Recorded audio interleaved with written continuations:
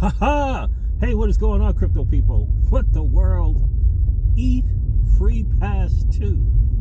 What happened? What happened? You got XRP entertaining content creators up in arms right now. What happened? I don't know. I saw something on X that the SEC apologizes for its misconduct in regards to sending this Wells notice. Is that a for real thing? It was from Stefan Huber. I mean, not Stefan, but it was from Mr. Huber. Is that for real? Did they really apologize on their website? That's fascinating to me.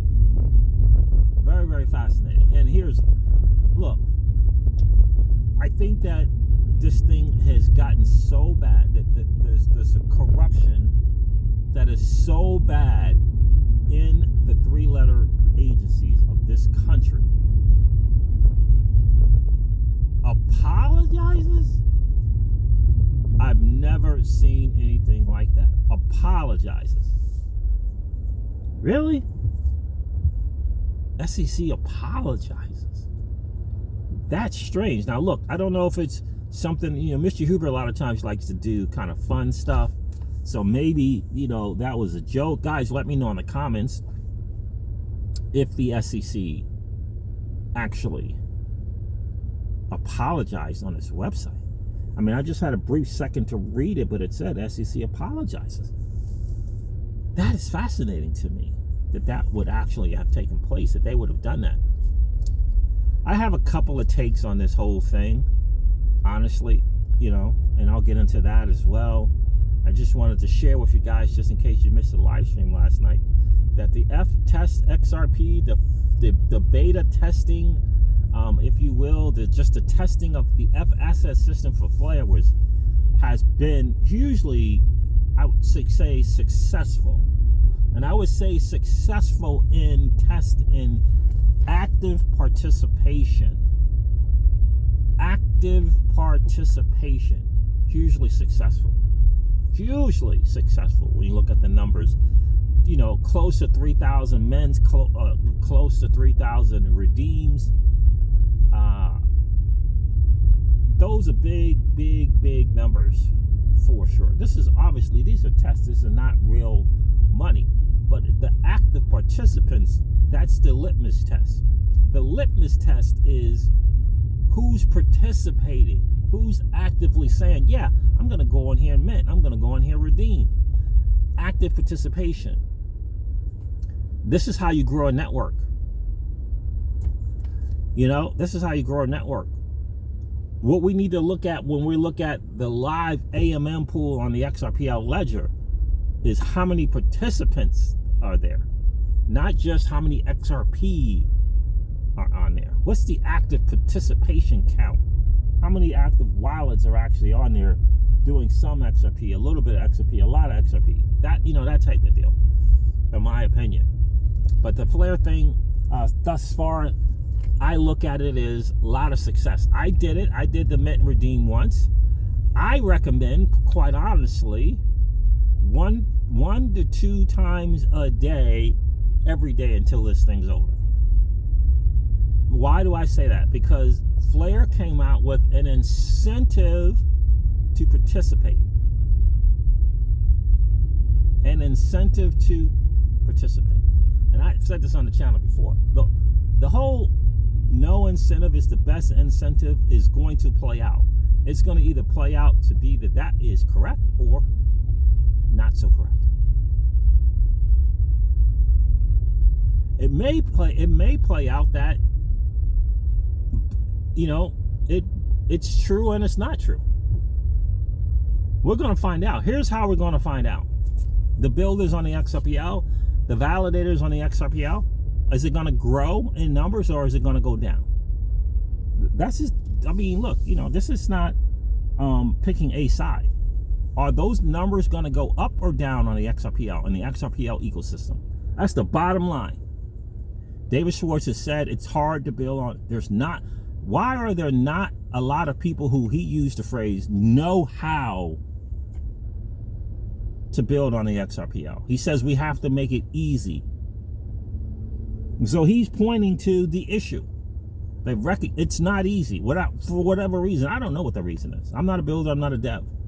But he says we have to make it easy, and they're working on that. EasyA, the Easy app, is looking to do that. So they've recognized the problem and they're looking to fix it. We're going to see about the best incentive is no incentive thing. We'll find out. But make no mistake about this, fam. Flare Networks is a layer 1. The XRPL is a layer 1. What does that mean? They're in competition for market share. They're in competition for market share. And I say, I'm not a big fan of competition. I believe in creativity. But make no mistake about it. They're out there trying to grab market share. They're out there trying to grab people participating on their network. That's just what it is. For us as retail investors, the awesomeness is that we get to, I don't just have to have FLR tokens and Songbird tokens. There's nothing that says that I have to do that. I don't just have to have XRP tokens. Right? I don't just have to have XRP tokens. I joke about it all the time. I said, last I checked, Brad Garlinghouse and Chris Larson, they didn't get down on bended knee and ask for my hand in marriage. They didn't do that, right? This is a digital asset space. We can own what we want to own. And we can talk about whatever project we want to talk about. If you're a content creator, don't believe the XRP entertaining content creators, the supposed adult in the room who says, there's people here only to, use the XRP army so that they can promote their other thing. It's just, so if there's look, you can't say there's an anti-XRP army and say, oh, well, I'm talking about this one person who was promoting this one project. No, it was like 2 or 3 of them. That's the army I was talking about. That's not an army, bro. Stop playing games, the supposed adult in the room, DAI, and just speak the truth, bro. We need the truth. Who's the people just really using the army? Speak the truth. Why mess around with these little cryptic texts and posts on X? Speak the truth. Let's rid the army of these 1 or 2, 3 people. I mean, why play around? I mentioned DAI. I mentioned Brad Kimes for a reason, because then they'll know. I'm not freaking being cryptic. Why be cryptic? If we got an XRP entertaining content creator named Brad Kimes cursing out XRP holders, you got to call it out. You can't say, oh, these content creators, they think they're bigger than the freaking community, cursing out people in the community. What does that do? Call it out. The army is bigger than any individual, bigger than me, bigger than Brad Kimes, bigger than DAI, it's bigger than David Schwartz, it's bigger than Brad Garlinghouse, it's bigger than freaking Ripple. Call it out.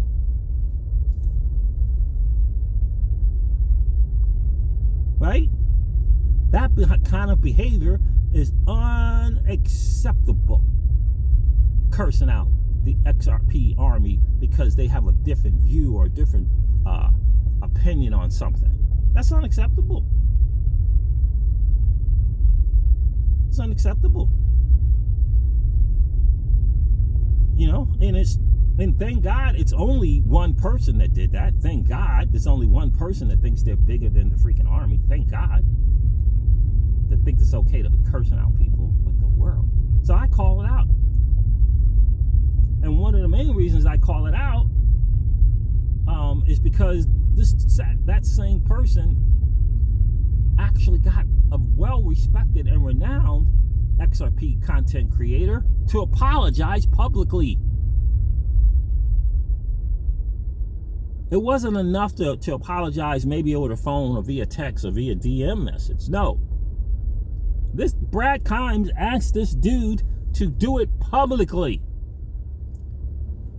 So if you're going to ask for someone to apologize publicly because your reputation was harmed so much, where's your apology?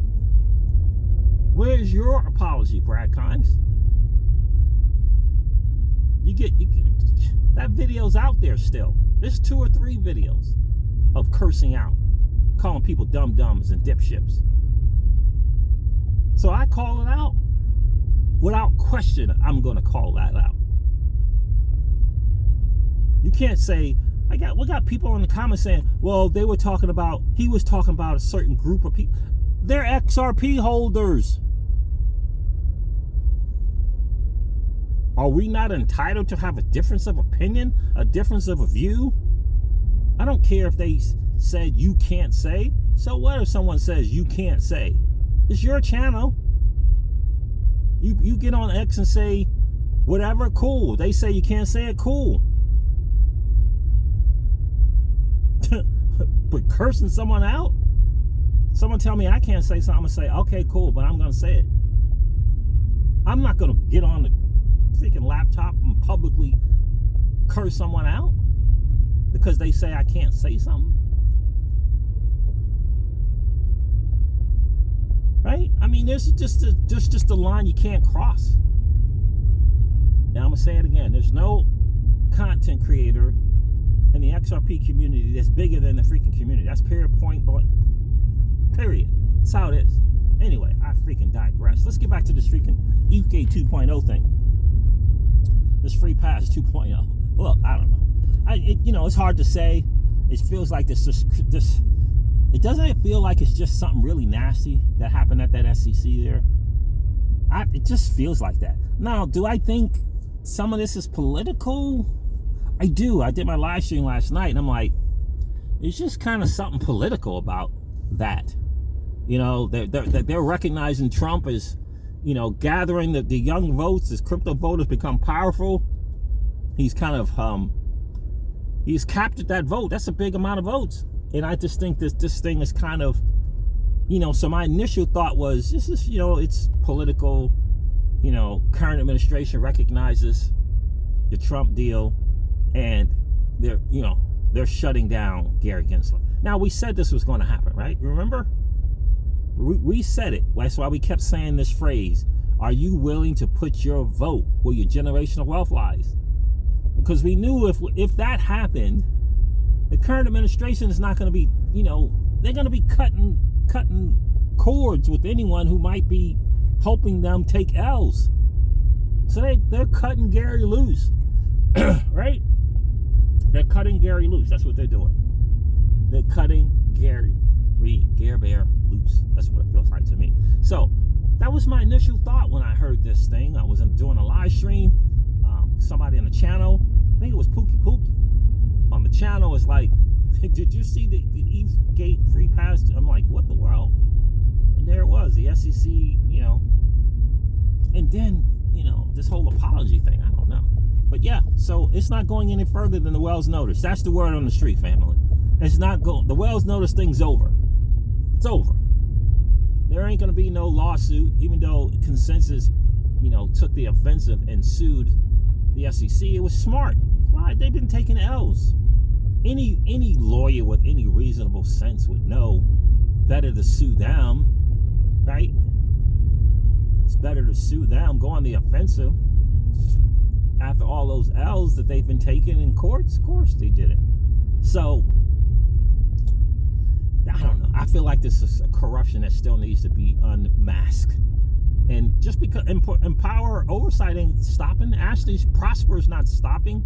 The people over at in the Jimmy Fallon camp, they're not stopping in this investigation. We need to know what this whole Hinman thing is. Not some little thing. We got to figure it out. We got to expose the corruption, because it's definitely there. It's definitely there. The corruption it's without question that it is there. We need to know about those whales, this disguise thing and all that, because it's so obvious that that's what they were trying to do. And we got to expose it. We got to expose it because a United States 3-letter agency participated and or allowed it to happen. That's the problem. There's no problem if Joseph Lubin, I mean, what's the difference between JP Morgan and Joseph Lubin besides a few million, 100 million? I don't even know if it's 100 million.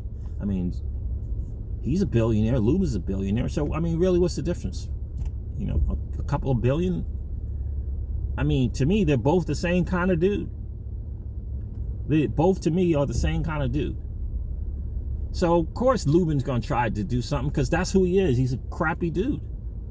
But when you involve this three-letter agency and you get them to capitulate, you get them to participate, that's a problem. You can create this unfair advantage or, you know, a non-level playing field in an agency where you're supposed to be protecting investors and providing a level playing field. That's the issue. Now, Truth Labs, interestingly enough, Truth Labs, you know, the boring sleuth, the guy who kind of first started all this, you know, known for his, you know, being able to check stuff on the chain, on the blockchain.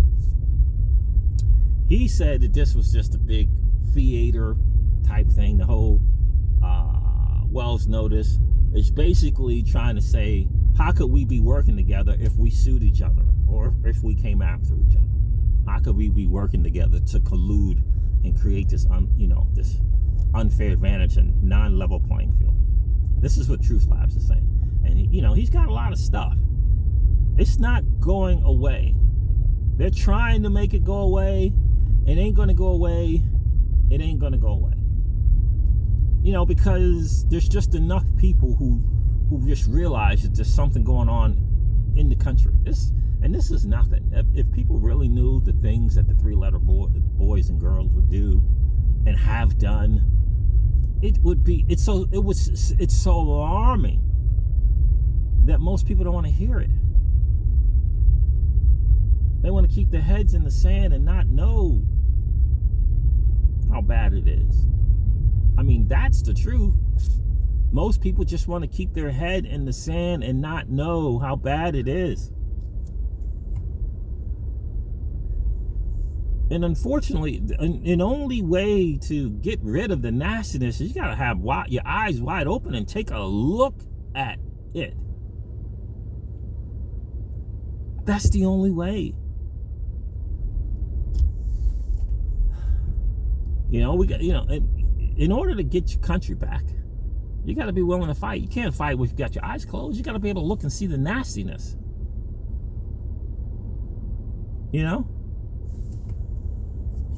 And so, thank God there's Empower Oversight and whatever the Jimmy Valley camp might be doing, and Ashley Prosper, if she's got,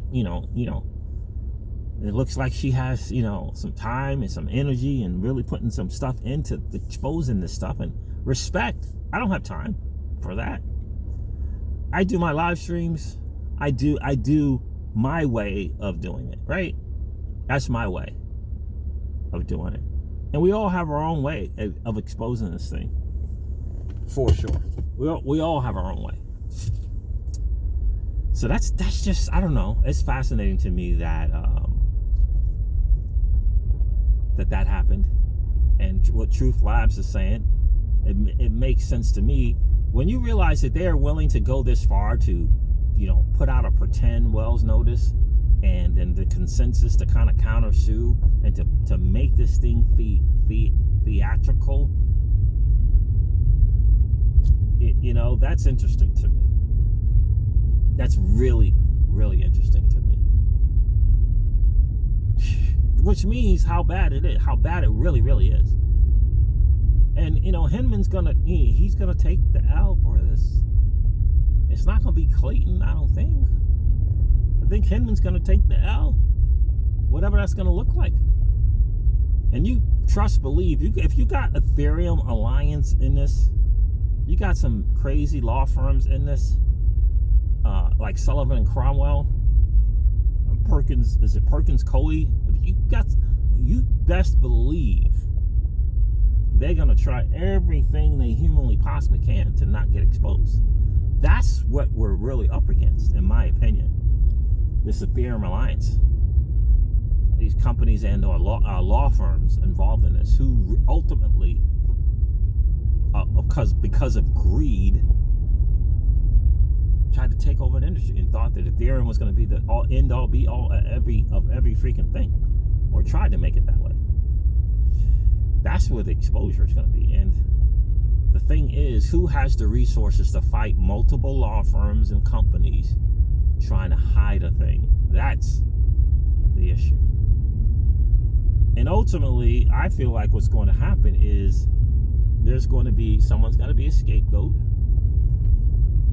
It's just easier to push William Hinman out in front of everybody. What's going to happen? He's going, I don't know. Is he going to go to jail? Doubt it. It'd be nice to see that he gets in court.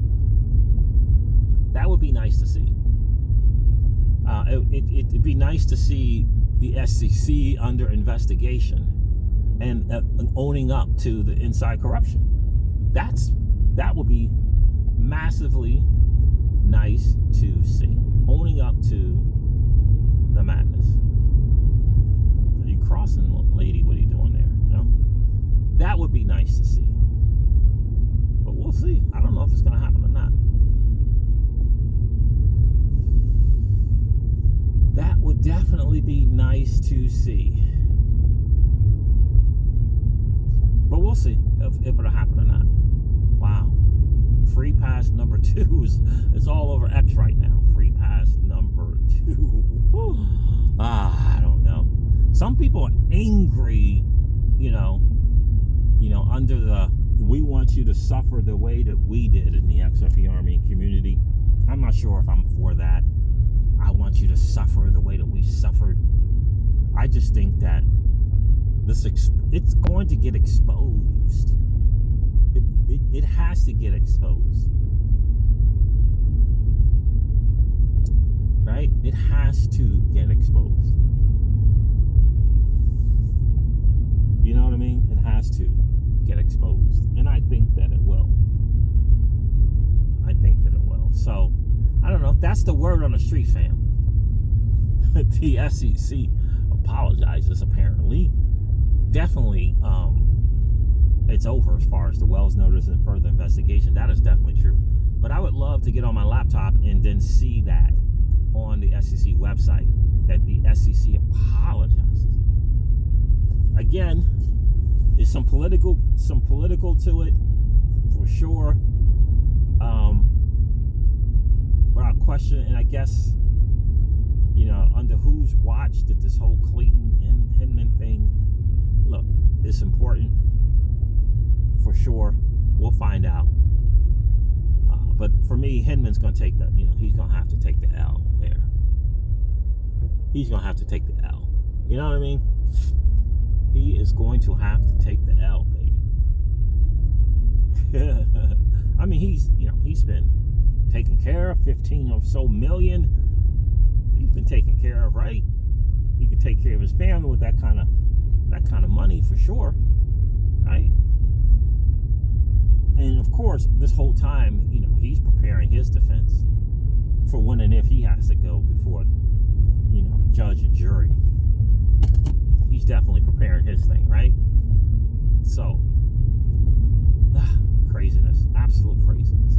I want to see that phrase, SEC apologizes. Freaking Gary Gensler. He had a chance to stop that. No, he's like, no, I need to put my work in for the next political position in the next administration.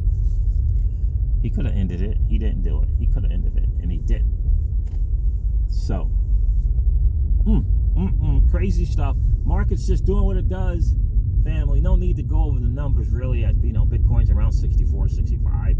I expect it to go below 60,000. Still, for sure. Interesting thread from Miles Dutra on X about the amount of tokens in the space is actually it's overwhelming the space because there's not enough new players, and that's why the altcoins aren't moving. That's an interesting thing, but ultimately that is, if there's not enough new participants, there's not enough new liquidity, there's not enough net liquidity, which is what we talked about. And we talked about on the drive time video yesterday that people don't, where's the money? Where's the money? Where's the money to get in this space? People ain't got no extra money. People are paying almost $10 for freaking Big Mac. Where is the money for them to participate? They don't have it. These rising prices of stuff, they can't afford it. They can't afford it.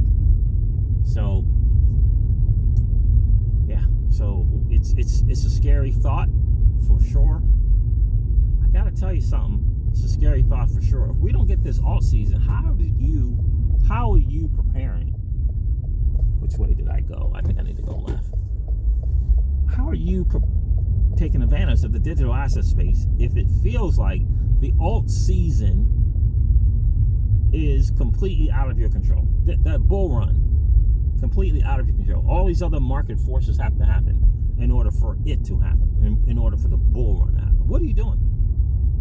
For me, it's definitely DeFi and mastering the skills, acquiring the skills necessary to learn DeFi, where you can earn $10 to $100 a day, $10 to $200 a day. I'm hanging out with folks doing that.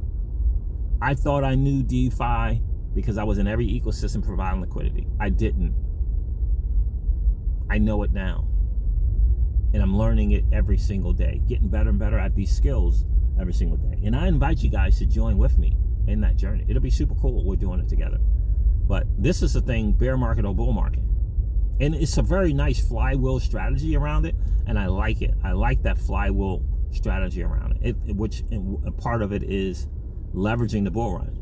So it's a nice strategy. I absolutely love it. Can't recommend it enough. Obviously, I'm sharing this with the on the Patreon for sure, right? Patreon.com/Golf Whiskey Mastermind. I will be sharing most of the stuff in there for sure, and inviting from there as well to hang out with us. And let's get that thing done in the right way. Get this DeFi done in the right way. Liquidity pools are coming to the XRPL, but we need better, in my opinion, better liquidity, better fees, better 24-hour volume, in order for it to be, worth a while. How can 5 million wallets, divvy up, $500 in fees? How's that gonna work? How's that gonna work? That's not gonna work, right? $500 in fees, that's not gonna work every 24 hours. Yeah, it's not gonna work. So we need that liquidity incentive event. We're gonna see what Ripple X comes up with. My guess and my hope is that after this remedies thing is done and over, and I don't know, I guess the judge is gonna decide on the amount and it's over, I'm guessing that's when they'll be able to do something with it in terms of like liquidity event. I'm guessing that's what they'll be able to do. So, but we'll see. Here's the thing that I know for sure: it's needed, because right now there's not enough volume, there's not enough liquidity, and there's not enough 24-hour volume to generate enough fees to make it worth the while to be in there providing liquidity. If you're trying to make money, I mean, again, $500 in fees is not going to cut it. You need a couple of thousand. You need 2,000-3,000 in fees every 24 hours. To make it worthwhile for people to participate. You understand? So, you need, and then you'll be able to attract people bringing 1,000, 2,000, 5,000, 10,000 into these pools, because they have a chance to get, that daily residual income coming in every single day, $10 a day. Get the liquidity position pools up. Obviously it's a 3 to 5 type positions. You're gonna have to take 3 to 5 type positions, unless you're gonna put 10 or 20,000 into one thing. I don't know if you want to do that, but yeah. So we got to get total liquidity up, and we got to get the 24-hour volume up. It can't be small stuff, right? Can't be. So we'll see how that goes. But that's coming. And by the way, I believe this tokenization, the stable coins, it's fascinating to me. By the way, I forgot to mention this. Absolutely fascinating to me that Uphold is delisted like 7 or 8 stable coins, including USD Tether and the DAI stable coin. That is fascinating. DAI is an OG. I get Tether because you can rationalize, which I just think it's a rationalization about Mika. I just think that's a little, front-running excuse. I mean, that's what I think. But, I mean, it's a U.S. company. So, right? It's a U.S. company. Micah rule, it's Micah. It's European. It's not U.S. We don't have a rule for stables. But anyway, so I'm gonna look. Here's what I'll tell you. Ripple and Uphold, right? They got a little partnership going on. We can't just forget that. They got a little partnership going on. If you're getting rid of the number one stablecoin and you're getting rid of DAI stablecoin, which is, I don't know where it stands. You getting rid of the DAI thing also? The OG? To me, that is in preparation for the Ripple US dollar stablecoin. They got a partnership. They're going to be doing some stuff. They're not going to be using, Uphold ain't going to be using someone else's stablecoin. They got a partnership with Ripple. They're going to be using the Ripple US dollar stablecoin, my opinion. In my opinion, and oh, by the way, is President Donald Trump, is he going to do what we suggested he did the last time he was in office and recognize these United States-based companies that are doing it the right way with regulatory clearance? So you got to begin to acknowledge and praise them. So that would include Circle and Ripple.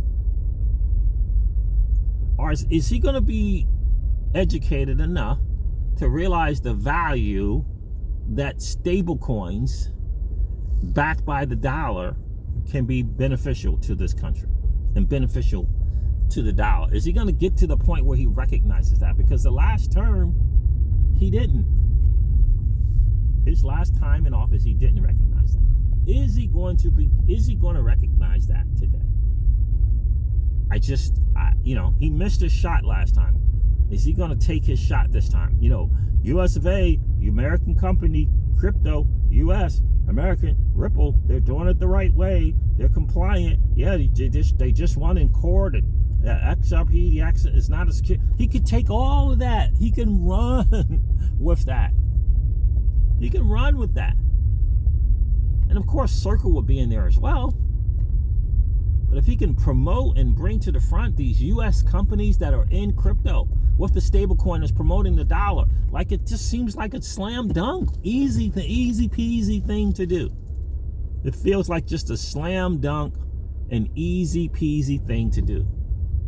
That's a big house right there, right? Doesn't it? It just seems like a slam dunk, easy peasy thing to me. It really, really does. So we'll see. We'll see how it goes. All right, fam. Look, obviously, this is your XRP Ripple daily news. Not so much in 0 to 10 minutes, but I hope you enjoyed the hangout. I'm going to end this video like I do all my videos and remind you guys of this. Old money doesn't want you to win. But that's okay, though. Because you and I, we're already winning. And I would ask you to consider this, perhaps ponder the idea or notion of living your life permissionless. I'll talk to you guys soon. See ya. Bye.